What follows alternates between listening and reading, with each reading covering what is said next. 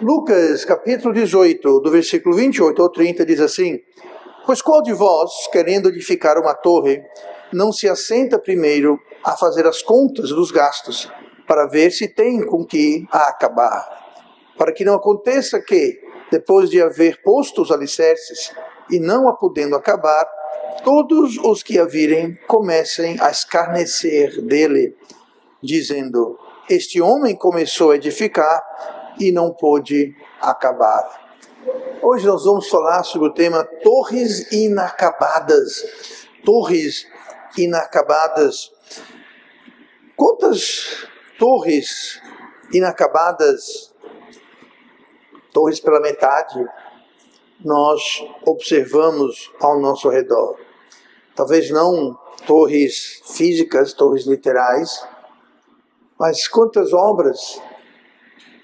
Andando pela cidade, você vê muitas vezes, eu estou pensando aqui em uma, lá embaixo, perto do Leroy, na Cruz das Almas, onde havia uma edificação de vários andares que há anos ficou semi-acabada.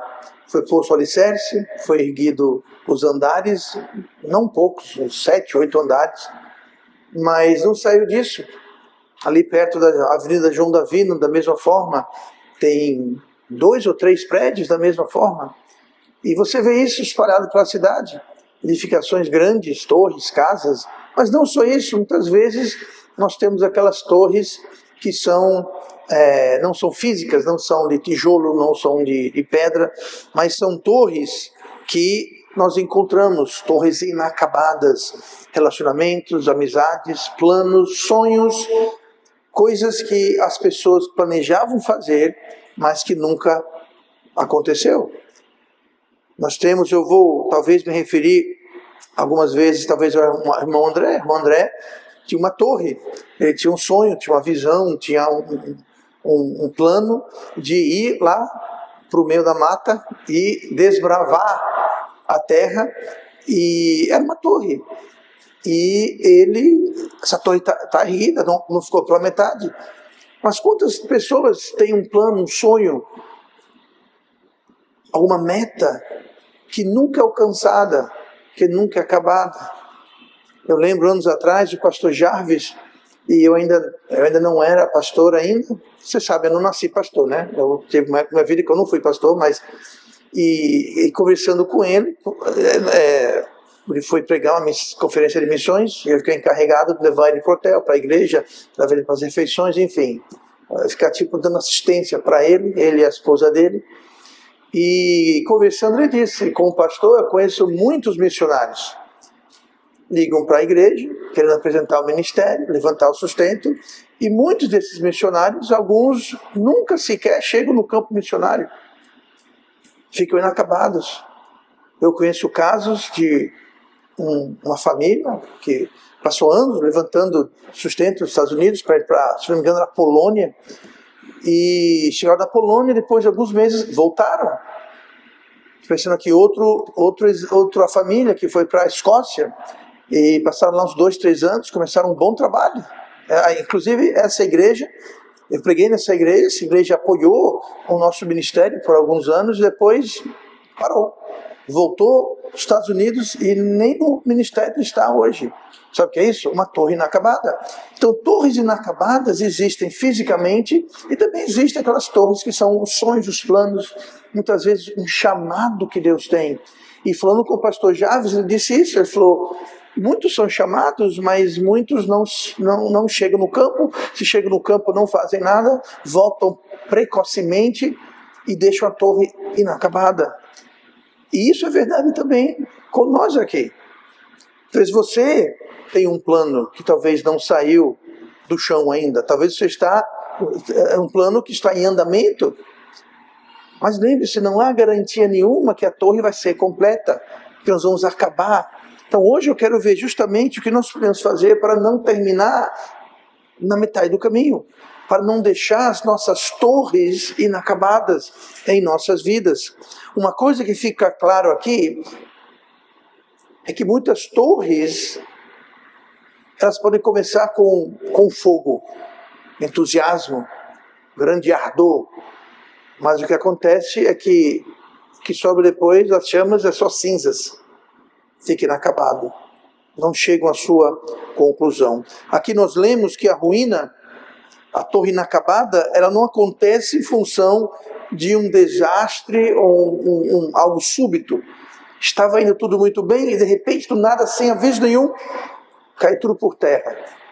É verdade que isso pode acontecer. Talvez um acidente, talvez uma doença, talvez uma morte, mas essa é a exceção, não é a regra. A grande parte das torres inacabadas é uma sequência que inclui não fazer os cálculos e desistir antes do fim. E nós temos que ter muito cuidado. O mundo como um todo, ele celebra começos, mas despreza resistência. É o que o texto fala. Vão zombar. Este homem começou a edificar uma torre e não acabou. Vão zombar. Então o mundo foca no início.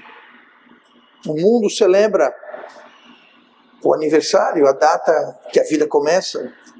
Aqui no Brasil, não sei se é algo regional, se é nacional, mas dá muita ênfase no primeiro ano da criança, né? O primeiro aniversário, mais importante, nada de errado com isso, mas a ênfase está no começo. Nós temos festas de formatura. É o que é formatura? É o que você se formou agora? Você não trabalhou um dia ainda, só se formou, mas tem uma festa. Nós temos a festa do casamento, mas o casamento é o quê? Não é o fim, é o começo. É o começo do casamento. Então o mundo foca muito em celebrar e foca muito no começo das coisas, mas eu pergunto, comemorou o primeiro ano de vida? Deixa eu perguntar uma coisa. 15 anos depois, como é que está a adolescência? É engraçado porque em algumas culturas, especialmente no México e outras culturas latinas, eles celebram os 15 anos, especialmente da jovem, os 15 anos. Mas eu pergunto, nós celebramos o primeiro ano do aniversário do Joãozinho. Ótimo. Mas como é que vai ter o Joãozinho com 15, 16, 17, 18 anos? Como é que vai estar? Há garantias? Aquilo, pais e mães, é uma torre. É uma torre que nos compete como pais acabar. Mas é uma torre. Alguém se formou, grande festa, foto. Tá. Como é que está a vida profissional? Não sei, eu consegui emprego, aí fui demitido, consegui outro, fui mandado embora, consegui outro. Como é que está a vida profissional? Não há celebração para o êxito, mas apenas para o começo. O foco é no começo. Grande festa de casamento, tivemos algumas esse ano. Mas depois que passa a lua de mel? Depois que passa o primeiro ano? Você sabia, estatisticamente, o tempo de vida do casamento mais crucial, onde acontece os maiores problemas, dificuldades, separações e falências e divórcios? Primeiro ano. No primeiro ano. Estatisticamente é o primeiro ano, o quinto ano. Depois o sétimo ano. Isso quer dizer que depois disso está tudo certo? Não. Estatisticamente, as dificuldades, as barreiras acontecem com 1, com 5, com 7 anos. É o que diz os estudos estatísticos. Nós temos que fazer esses passos que estamos vendo aqui essa noite.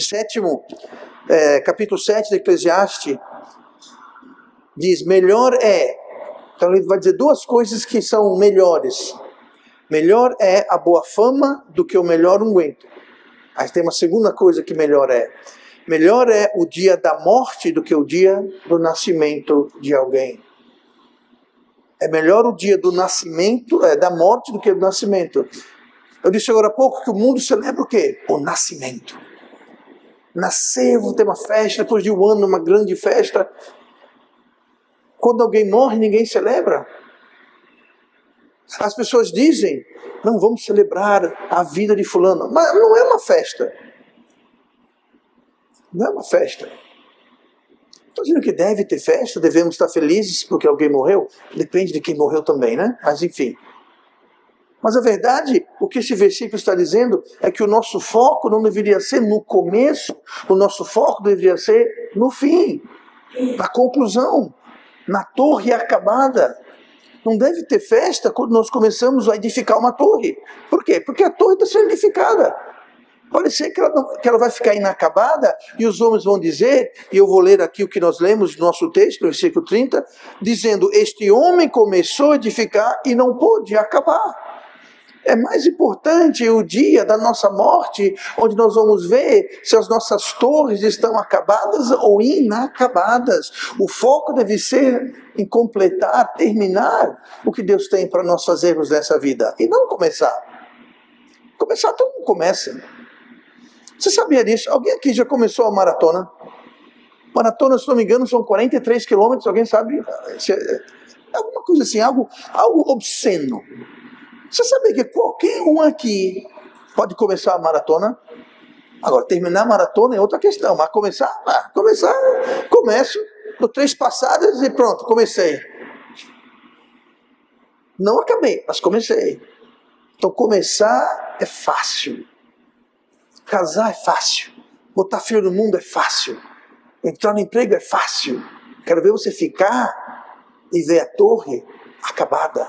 É isso que nós precisamos concentrar. Então vamos ver alguns fatores importantes. Olha no versículo 24 de Lucas 14. Pois qual de vós, querendo edificar uma torre, não se assenta primeiro? Primeiro, ênfase na palavra primeiro.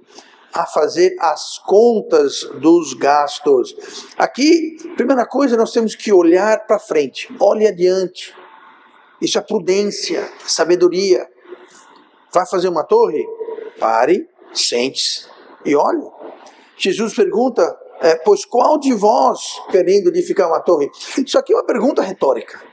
Ele não está perguntando, esperando uma resposta. O que ele está dizendo é, ninguém faz isso. Ninguém de bom juízo, ninguém com prudência, ninguém com sabedoria faz sem edificar uma torre e não se assenta primeiro. Pessoas fazem isso, como ele disse. Depois ele continua dizendo, para que aconteça que você não sentou, não contou o custo, não fez as contas e deixou a torre inacabada e vão zombar de você. Então a pergunta é, se você tem alguma sabedoria, se você quiser o êxito, você não vai fazer isso. É o que ele está dizendo aqui. Mas muitas pessoas vivem a vida como se não houvesse amanhã. Pensa no hoje, daqui a meia hora, talvez no amanhã, mas para por aí. Eles não estão olhando adiante, não estão fazendo cálculo, não estão pensando, calculando. E o nosso texto de hoje nos convida a fazer uma reflexão antes de agir. Melhor ainda, faça uma reflexão antes de falar. Antes de agir, antes de falar, antes de tomar uma decisão, pare, faça as contas, reflita. Não faça algo sem refletir. Não é prudente agir por impulso. Deu vontade, vou fazer. Apareceu uma oportunidade, vou embora. Não age por impulso. Sente-se e faça as contas, calcule, seja sábio. Aqui nós vemos que o sábio, ele para, ele avalia, ele olha para frente e vê se ele vai ou não dar continuidade. Mas não olhar adiante é você tropeçar no futuro que poderia ter sido evitado.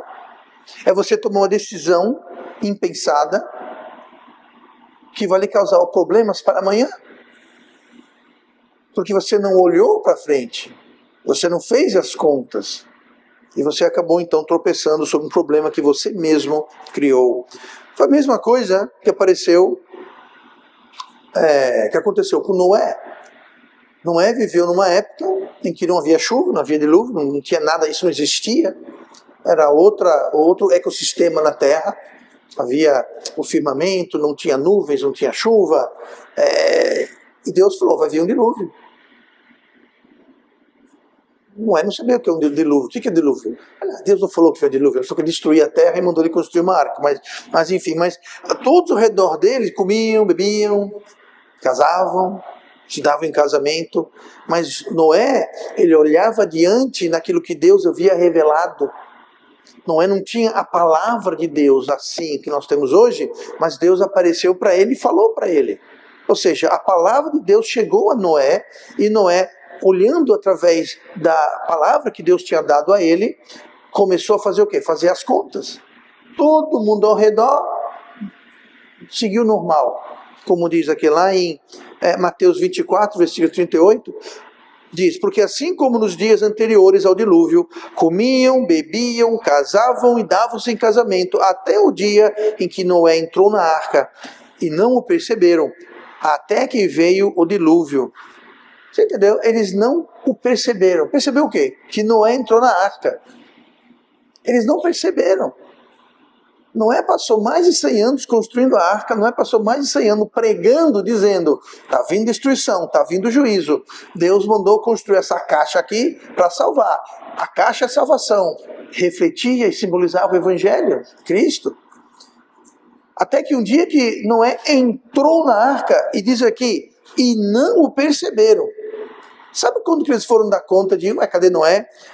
E não o perceberam até que veio o dilúvio. Quando começou a cair água de cima, jorrar água de baixo e subir a enchente, o dilúvio, aí eles perceberam, cadê o Noé? Ele falava sobre escapar o juízo. Ele falou que Deus ia destruir a terra. Cadê Noé? Tarde demais. Eles passaram mais de 100 anos comendo, bebendo, casando, dando em casamento, fazendo tudo normal, como se nada ia acontecer, como se só fosse hoje e amanhã. E por 100 anos, mais de 100 anos, eles foram avisados e não fizeram nada. Tem muitas pessoas que Deus, na sua palavra, você pode ler, pode ouvir a pregação dela, Deus pode, pelo Espírito Santo, levar você à verdade, avisando, e as pessoas vivem comendo, bebendo, assistindo o jogo, indo para o parque, se divertindo, saindo. Nada contra comer, beber, casar, ir para o parque, nada errado com isso. Mas eles estão agindo como só existe isso e que não tem nada além de hoje, de amanhã, mas o tempo chega que as águas sobem. Aí vão perceber. Eles não o perceberam. Noé é avisado pela palavra de Deus, nós somos avisados pela palavra de Deus. Mas quando nós ignoramos, como todos os demais ignoraram, salve Noé, eles pereceram. E só foram dar conta quando era tarde demais. Quando a torre estava inacabada, Noé acabou a arca. A arca não ficou inacabada. A arca foi feita exatamente como Deus instruiu e terminada ela foi. E por causa disso, Noé não só concluiu a arca, acabou a sua torre, digamos, mas salvou toda a sua família. Toda a sua família foi então salva. Antes de grandes decisões na vida, casamento, ministério, uma nova oportunidade de negócios, uma nova fase na vida cristã, seja o que for, pare e sente. Olhe adiante. Se pergunte se é isso que Deus quer. Se pergunte se você tem aquilo que é necessário. Pergunte o que pode dar errado. Eu estou pronto para os desafios que vão vir. E se você não estiver pronto, não é motivo de você voltar para trás. Fique pronto. Se prepare, se equipe, se habilite. Mas não entre sem estar pronto e sem estar disposto a se preparar. Pense, reflita, olhe adiante. Isso não é falta de fé. Muitas pessoas têm a mentalidade de que tudo vai dar certo. Eu vou começar uma torre e em nome de Jesus tudo vai dar certo. Como se essas palavras mágicas fossem de alguma forma possibilitar o término da torre. Tudo vai dar certo. É tolice. Aqui Jesus está falando, qual de vós querendo edificar uma torre diz, tudo vai dar certo e mete bronca? Não. É parar, sentar, contar o custo, fazer as contas. Eu tenho o que precisa? Eu estou pronto? Eu estou equipado? Quando Deus me chamou para o ministério, eu não estava pronto, eu não estava equipado. De fato, foi um dos grandes motivos que no início eu achava que eu estava equivocado. Como é que Deus vai usar a mim? Eu sei, é difícil vocês acreditarem que seu pastor um dia não estava pronto e apto. Eu entendo, mas é verdade. Foi o que eu fiz. Por algum tempo eu fiquei, como diz o ditado, empurrando com a barriga. Fiquei enrolando. Sabe o que era isso? A minha torre não ia ser acabada. E foi aquela conversa que eu tive com o pastor Jarvis. Alguns de vocês conhecem ele. Esteve aqui 2 vezes já. Pregou nossas primeiras 2 conferências missionárias. E lá antes de começar esta igreja, antes de eu estar no ministério, ele disse isso para mim, o que eu falei no começo. Ele falou, muitos são chamados, mas nem todos vão. E aquilo, eu falei, sabe uma coisa? Eu preciso sentar, fazer o cálculo, me preparar. Muita gente não faz isso. Deus me chamou para fazer alguma coisa e nunca acabou aquela torre. Deus me chamou para um trabalho, ministério, fazer alguma coisa para Deus na igreja, não necessariamente tempo integral, mas alguma coisa. Deus me chamou para a missão do matrimônio. Sabe que casamento é uma missão? Se casamento fosse diversão, se casamento fosse para me fazer feliz. Não, casamento é uma missão, é um chamado. E se Deus não lhe chama, então não vá. Sabe que tem muito casamento que acaba em divórcio? Porque não é de Deus. Deus nunca quis aquilo. Mas no impulso, no entusiasmo, no ardor do começo, tudo vai dar certo. Pessoas entram sem fazer o cálculo e os problemas aparecem. Enfim. Olhe para frente com honestidade e com franqueza. Não com otimismo ingênuo que gera displicência. Que só dizer, tudo vai dar certo, eu não me preparo, eu não me equipo, eu não sento, eu não faço as contas, não vejo o gasto. Por quê? Porque tudo vai dar certo. E não acreditar que tudo vai dar certo, tem gente que pensa que é falta de fé. É não confiar em Deus. Não é isso que Jesus está dizendo aqui. Jesus diz, sente, faça o cálculo, para ver se você tem como acabar. E não ficar a torre inacabada. Então, para não termos torres inacabadas em nossas vidas, a primeira coisa é olhe adiante. Tenha prudência, sabedoria. Olhe adiante, sente, pense, faça o cálculo. A segunda coisa que é muito importante, ainda no versículo 28, a fazer as contas dos gastos para ver se tem com que acabar. Então, a segunda coisa é ser realista. Calcule o custo. Construir custa. Eu sei, eu já estive em várias construções, eu já reformei, construí casas aqui, a igreja. Sabe uma coisa que tudo tem em comum? Custa dinheiro. Tudo custa. Tudo. O André está ali dizendo assim que ele sabe que ele está numa construção agora, né? Está erguendo lá o galpão, ele sabe. É prego, é porca, é areia, cimento, é brita, é ferro, é madeira, é telha. O André está chorando ali agora, só de pensar. É caro, gente. Muitas vezes, a irmã Simone dá uma sugestão lá em casa. Porque a gente não faz aqui, é só fazer. Não é só nada. Não, mas é só a gente fazer. Não existe é só a gente fazer. Não é só pegar a janela e mover ela para cá. Sim, faz o seguinte, eu empurro do lado, você puxa do outro, tá bom? Tudo dá trabalho, trabalho custa dinheiro, tudo. E se nós queremos construir uma torre, seja ela fisicamente ou em nossas vidas, seja um casamento, um ministério, uma nova carreira, um negócio, só vai ter custo. Custo de dinheiro, custo de tempo, custo. E nós temos que sentar e fazer esse custo, senão a torre não vai ser edificada. Eu toquei sobre isso ontem na reunião dos casais. Mas você tem um casamento sem amor, sem submissão, sem sacrifício, não adianta.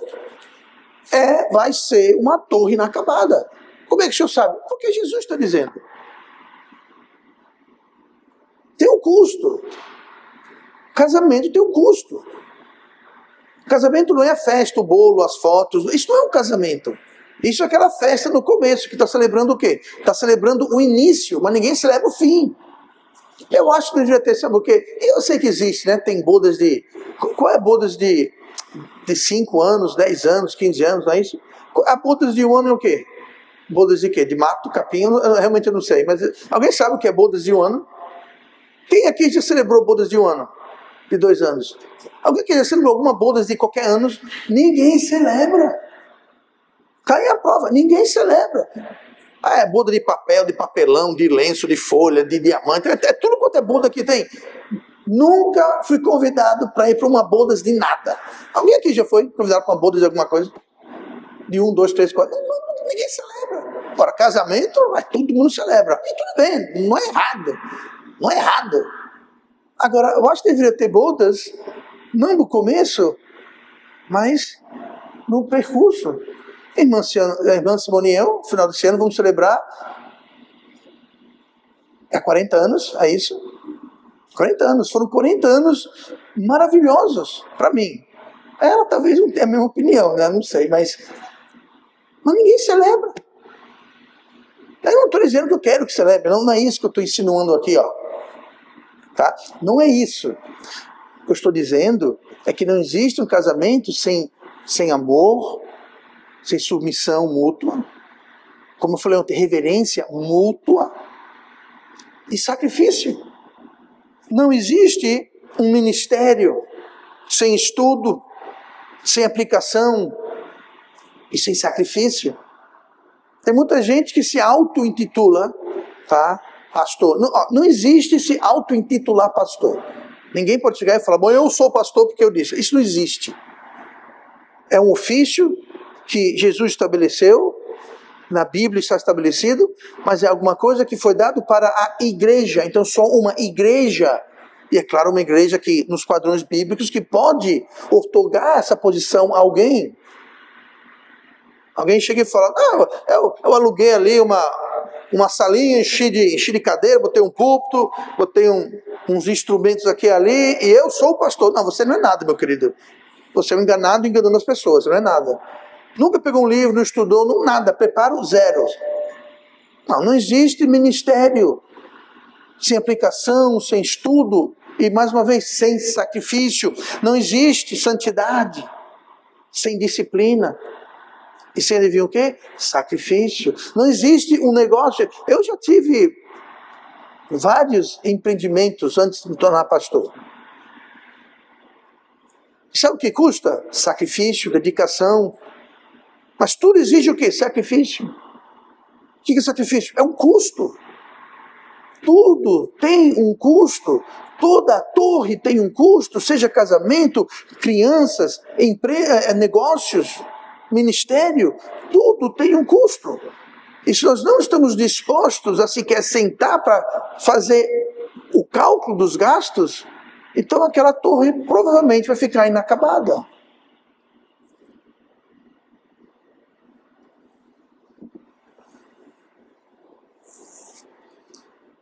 O contexto do nosso texto, Lucas 14, Jesus está falando sobre renunciar à família para segui-lo. Renunciar uma vida confortável e até renunciar à própria vida. Eu acho que não é um caso aqui no Brasil, nós somos muita sorte na nossa cultura e situação, mas existem lugares e culturas do mundo que para seguir Jesus, você, literalmente, a sua família te esquece. O judeu, por exemplo, se torna um cristão, eles têm um enterro. Literalmente, tem um enterro, tem um caixão vazio, e lá colocam fotos suas, e tem um funeral mesmo.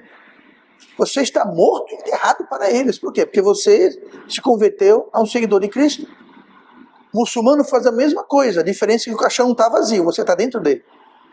Eu lembro, lá em Londres, um jovem que foi salvo, se não me engano foi em Manchester, Birmingham, não lembro, no norte.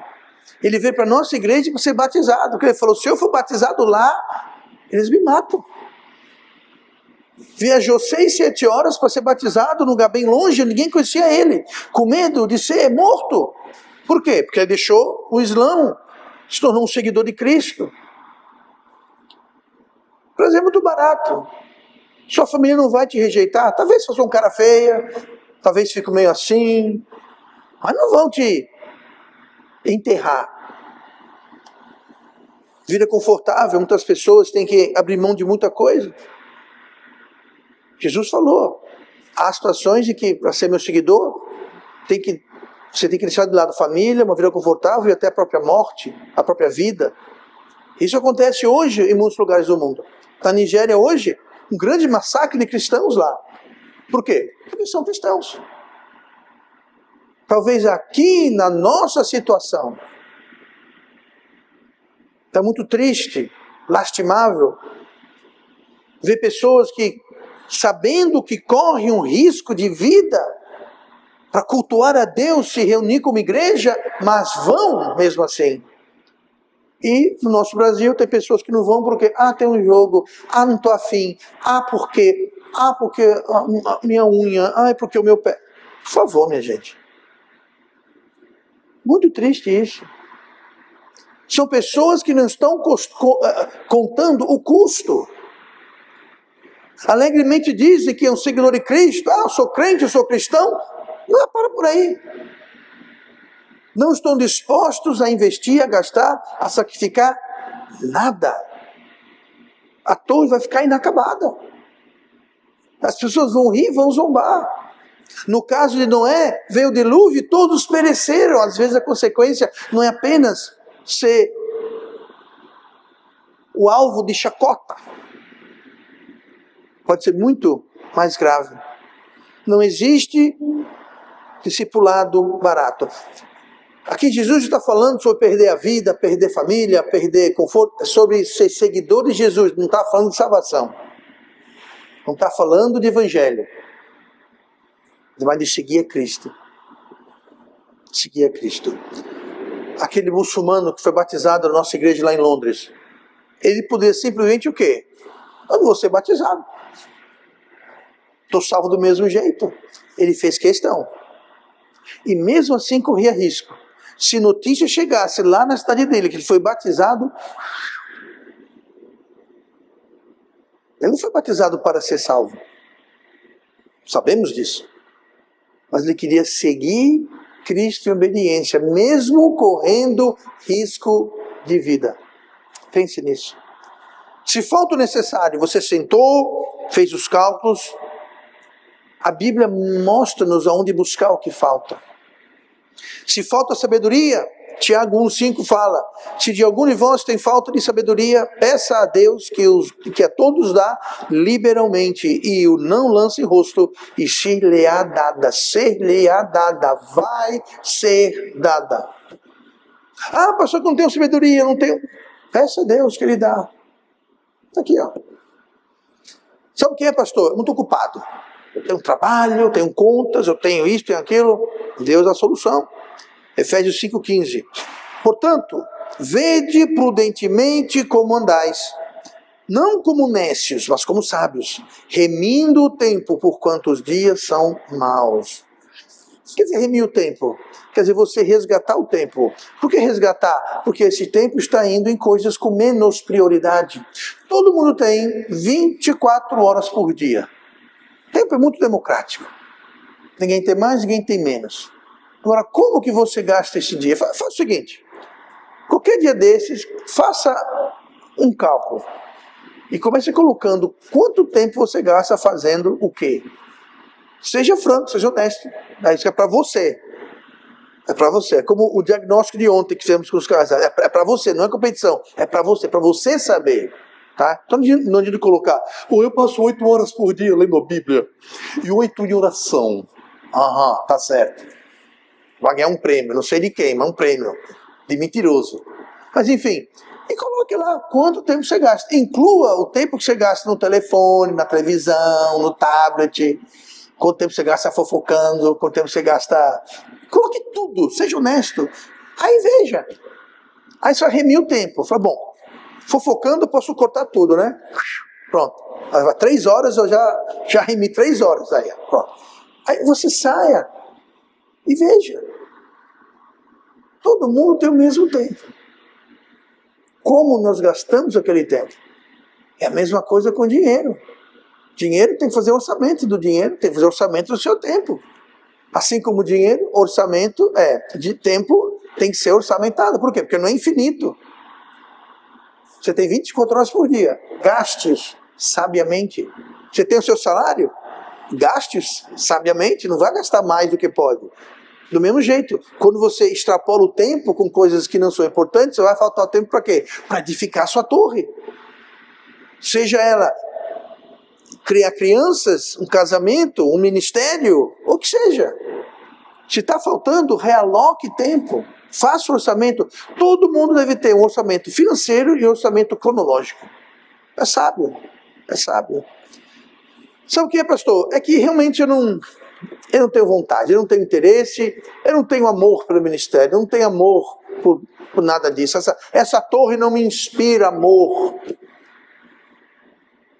Diz aqui em 1 Tessalonicenses 3,12: E o Senhor vos aumente e faça crescer em amor, um para com os outros, e para com todos, como também o fizemos para convosco. Podemos ver várias coisas aqui, mas vou apontar só uma. Que faça crescer em amor. Ou seja, amor ele pode o quê? Crescer, ele pode diminuir. Amor não é algo fixo.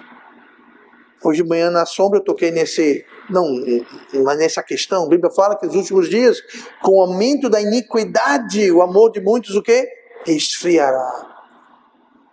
Então o amor tem como aumentar e diminuir, assim como a iniquidade tem como aumentar e diminuir. E você olhando no mundo hoje, fica claro que o amor está esfriando, a iniquidade está aumentando. Se vê exemplos de pais matando os filhos matando os pais. Caso recente, a irmã Jane está lá com as crianças, mas 3 crianças de 11 e 12 anos pegaram uma bala, colocaram veneno de rato, reembrulharam a bala e deram para a professora. Dei para a irmã Jane não aceitar nada. Gente, como é que alguém com 11, 12 anos, onde tal criança adquiriu essa maldade?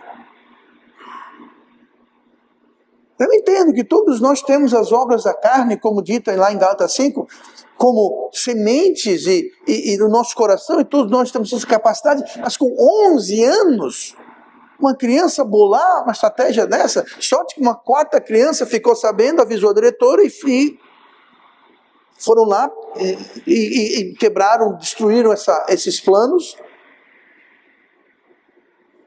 A maldade aumenta, porque o amor diminui. Então é possível, falta amor? É possível. Eu lembro quando estávamos morando nos Estados Unidos, levantando apoio para vir para o Brasil, a Michele, era novinha, a gente estava numa conferência missionária lá para perto de Orlando, na Flórida.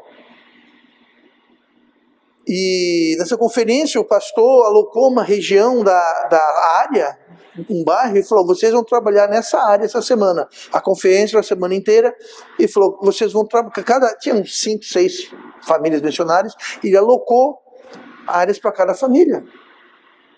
E no começo, vou ser bem franco, não conhecia aquela área, mas depois de uma semana andando, batendo portas, distribuindo literatura, falando com as pessoas, nos parques, nas ruas, depois de uma semana, aquele território se tornou meu. Eu passei a ter amor. Eu passei a me importar com aquela área. O amor aumentou.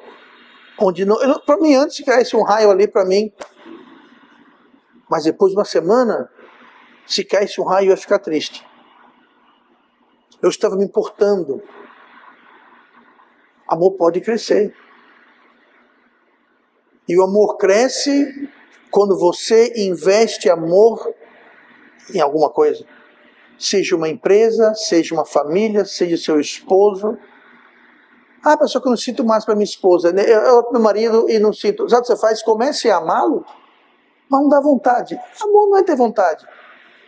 Amor, você investir tempo. Amor é sacrificial. Quando você começa a sacrificar e fazer e se dar, você está colocando amor aqui, isso vai encher e agora você vai ter amor, isso vai ser amável para você. Quer perder amor? Deixa o copo vazio, não bote nada aqui. E é por isso que o amor diminui. Então, se está faltando amor para concluir a sua torre, comece a investir amor. Peça a Deus para aumentar o amor, para que você possa dar. E amor não é alguma coisa. Se eu tenho amor no coração, grande coisa. Amor Deus não deu para a gente guardar e sair por aí dizendo, oh, como eu sou amável. Não, amor é dado para ser repassado. Deus lhe dá amor para você amar. E quando você ama, aí é quando vem o sentimento de amor. Mas e quando você não ama, você não investe, você não sacrifica, você não vai ter amor nenhum. Você não vai ter emoção, sentimento nenhum. O problema é que muita gente quer primeiro sentir para fazer. Na economia de Deus, ao contrário, faça para ter o sentimento. Ah, eu não tenho vontade de evangelizar. Comece aí que você vai ter vontade.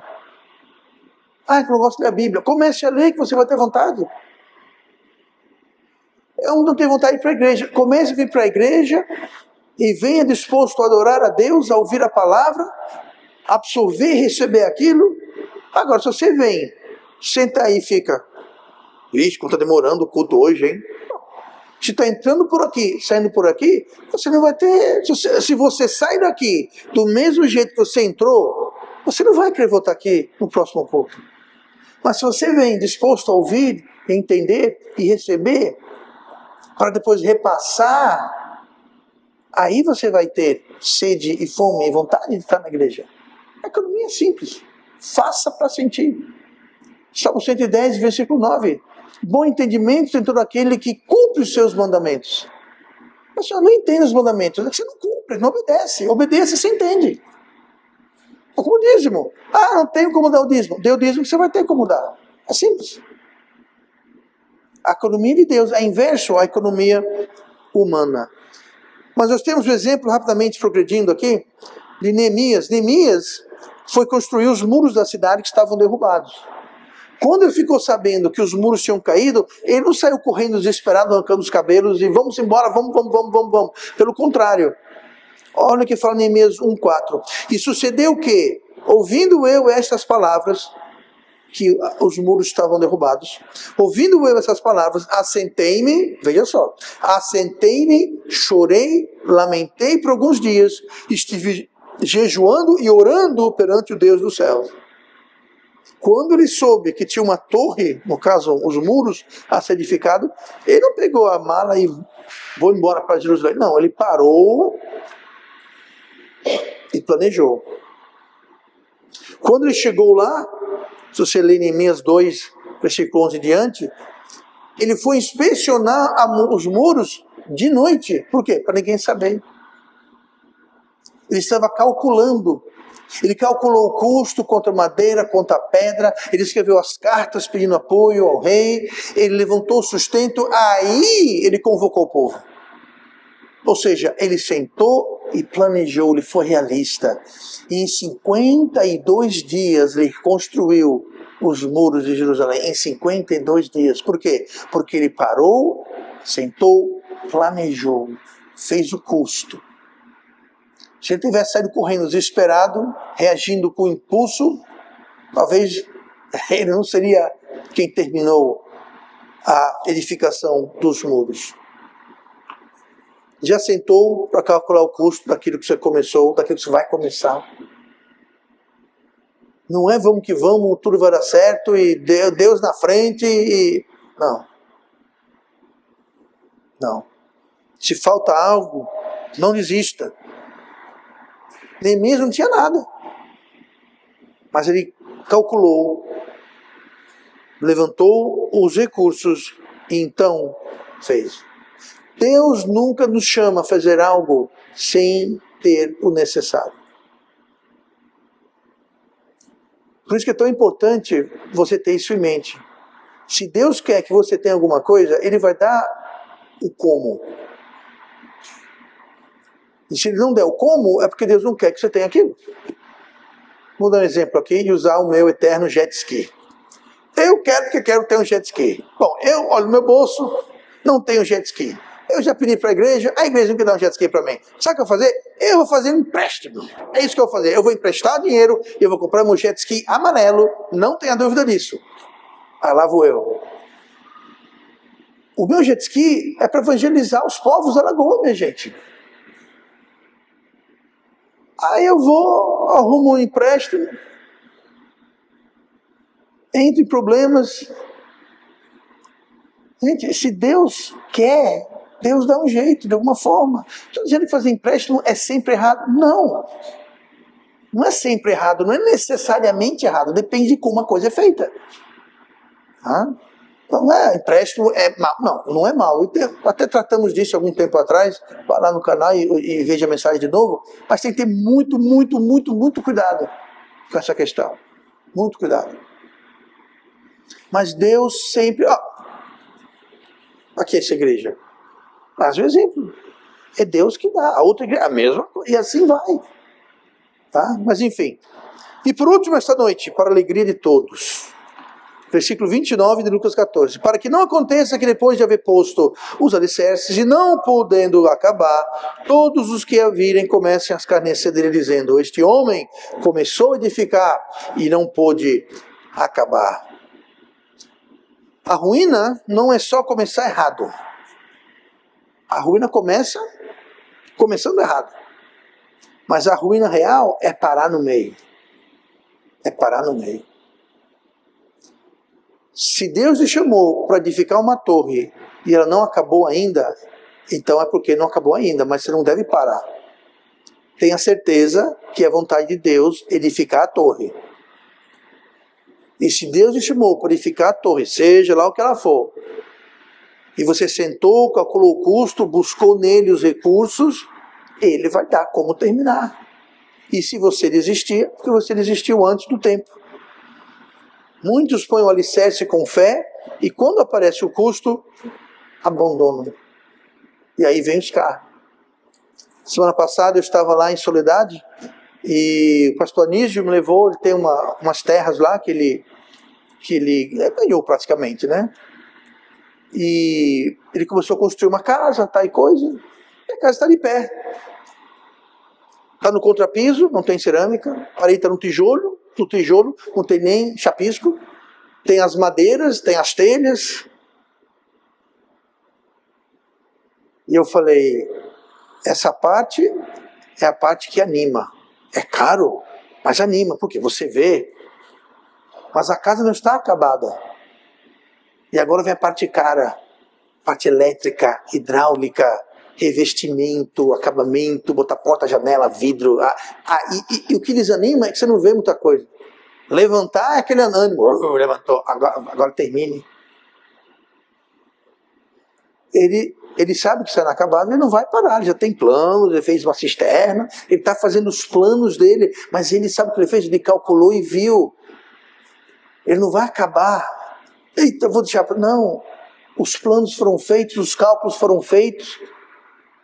E eu sei que ele vai terminar. E um dia desse eu vou lá e vai estar a casa terminada. Inclusive ele falou, ano que vem ele quer fazer um lugar para pastores poderem ir passar um tempo lá. Certo? Eu já coloquei meu nome lá no livro de reservas, tá? Eu sou o primeiro lá. Vou passar 6 meses lá. Tá, tô brincando. Tá? Mas ele teve a visão que Deus deu para ele, o plano que Deus deu, ele sentou, fez, ele está construindo. Ele não vai parar. E ele falou, tudo que eu faço aqui, eu achei interessante, tudo que eu faço, ele disse, está ligado com a igreja. Eu estou aqui, mas estou pensando, o irmão estava lá, não sei se ouviu, estava lá que eu estava falando sobre isso. Falou, fazer uma coisa aqui, fazer acampamento para jovens, um lugar para acomodar pessoas para conferência, para pastores virem passar um tempo, para tudo que ele faz. É tudo interligado com a obra de Deus. Que Deus deu a visão para ele. Mas ele não vai terminar. Querendo edificar, fala no versículo 28, eu tenho esse desejo, essa vontade. Toda construção começa com desejo. De casar, ter filhos, ter uma empresa, ter um ministério, tem que ter um desejo. Mas não é só o desejo. Não adianta, só o desejo não acaba a torre. Só querendo. Jesus falou, quem de vós querendo fazer uma torre? Sem antes fazer o quê? Sentar e fazer os custos, fazer as contas. Só desejo não basta, só vontade não termina a torre. E nós podemos então programar o nosso coração para começar e terminar a torre do jeito que Deus fala. Provérbios 4:23, sobre tudo que se deve guardar, guarda o teu coração, porque dele procedem as fontes da vida. Sabe, de repente entra na cabeça lá do pastor Anísio, lá em Soledade, sabe uma coisa? O que eu quero mesmo é comprar um jet ski, igual do pastor Roberto. Aí ele para de investir no que Deus para ele e vai comprar um jet ski. Agora, aonde vai andar de jet ski? Naquela sequidão toda, eu não faço a mínima ideia. Mas fazer o quê, né? O coração dele pode mudar. E aí que está o problema. Então, querendo, o desejo não termina a torre, mas o desejo mantém a vontade, mantém o fluxo. E para manter o desejo, nós temos que manter o coração protegido. Mateus 6:21, porque onde estiver o vosso tesouro, ali estará também o vosso coração. Se você faz as coisas de acordo com a vontade de Deus, seu coração está nas coisas de Deus, você vai continuar. Mas se seu coração sai e foge das coisas de Deus, se eu quisesse o jet ski para o meu próprio deleite e diversão apenas, seria errado. Mas não, eu quero para o ministério. Entendam isso, igreja. É para o ministério, tá? É para o avançamento do evangelho. Tá certo, pastor? Tá certo, tá certo. Vou dar um exemplo aqui. Demas tinha um desejo de estar no ministério. De fato, viu Paulo fazer milagres, viu Paulo fazer grandes maravilhas e acompanhou e ajudou. Mas olha o que fala em 2 Timóteo 4:10. Porque Demas me desamparou, amando o presente século, e foi para Tessalônica, Crescente para Galácia e Tito para a Dalmácia. Mas veja bem, Crescente e Tito foram no evangelho. Não desampararam. Quem desamparou foi Demas. Porque amando o presente século. Demas esteve com Paulo na prisão, viu milagres. Foi usado por Deus, fez muito mais do que eu e você jamais faremos. E ele mesmo assim se enamorou, se apaixonou, se encantou com o mundo. E chegou um dia que ele disse, Paulo, tchau, foi bom enquanto durou, mas estou fora. Veja bem, se alguém como Demas, depois ele voltou, a gente lê isso mais tarde, não vem ao caso, mas se alguém como Demas conseguiu ficar encantado e maravilhado com o mundo, depois de tudo que ele viveu e experimentou, pode desamparar o evangelho? Temos que ter muito cuidado. Muito cuidado. Muita gente critica Demas, que desamparou Paulo, mas eu digo, Demas fez muito mais e foi um crente muito maior do que qualquer de um de nós aqui. Mas mesmo assim, que isso sirva de alerta para nós. Onde você investe o seu tempo? O que encanta a sua imaginação? O que você permite entrar no seu coração? Muito cuidado.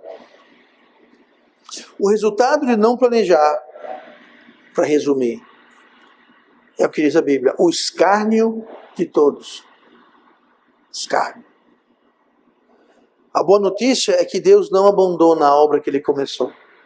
Você pode abandonar a torre, eu posso abandonar a torre, mas Deus nunca abandona o trabalho que Ele começou. Filipenses 1:6. Tendo por certo isto mesmo, que aquele que em vós começou a boa obra, a aperfeiçoará até o dia de Jesus Cristo. Deus não vai desistir. A nossa salvação não depende de torres acabadas ou não acabadas. A nossa salvação depende da obra acabada de Cristo na cruz. E até o dia que a gente tiver fôlego, que nosso coração bate, Deus não vai desistir de nos usar.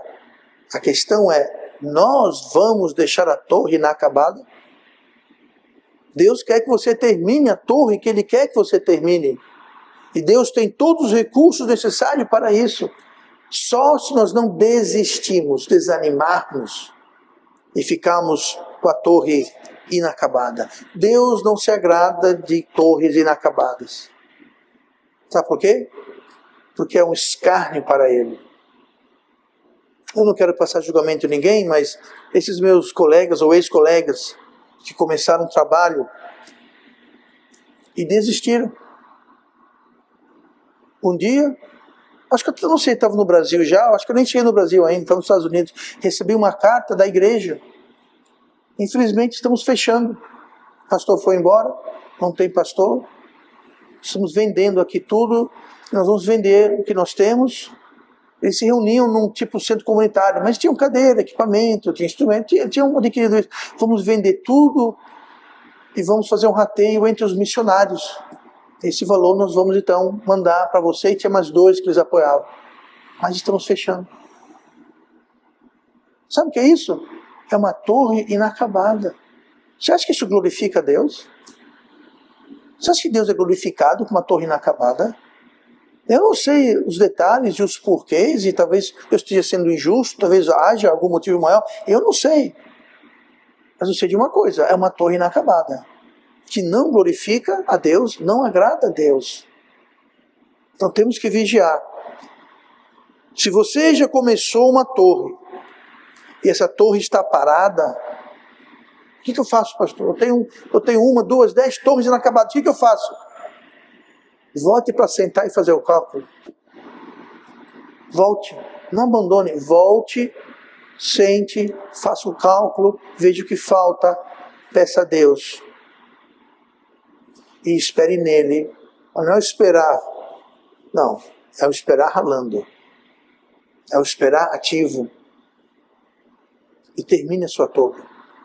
Que Deus não se agrada de uma torre inacabada.